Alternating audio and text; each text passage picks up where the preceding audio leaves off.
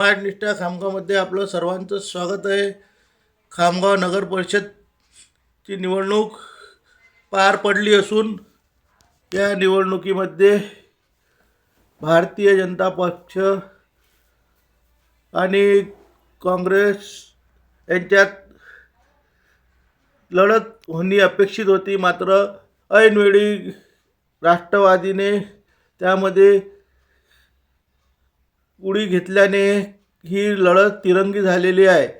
सुरुवातीला राष्ट्रवादीचे उमेदवार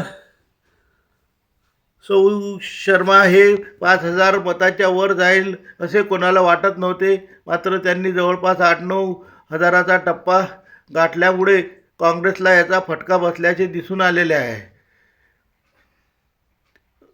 भाजपच्या अर्पणाताई फुंडकर या सर्व प्रकारामुळे आम्ही जे भाकीत केलेले होते 11,000च्या पेक्षा जास्त मतांनी निवडून येतील ते खरे ठरणार असल्याचे संकेत मिळत आहे.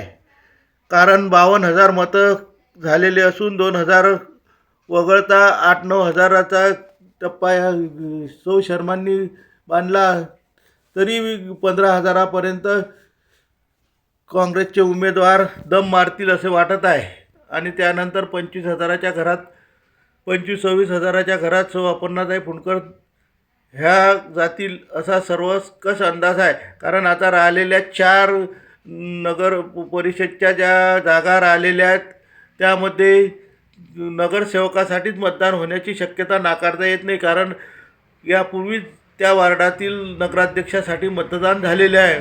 त्यामुळे त्या 4 वार्डातून येत्या निवडणुकीत फक्त नगरसेवकच मतदान घेणार आहे. त्यामुळे नगराध्यक्षाचं मतदान वाढण्याची म्हणजे कोणतीही शक्यता दिसत नाही आहे.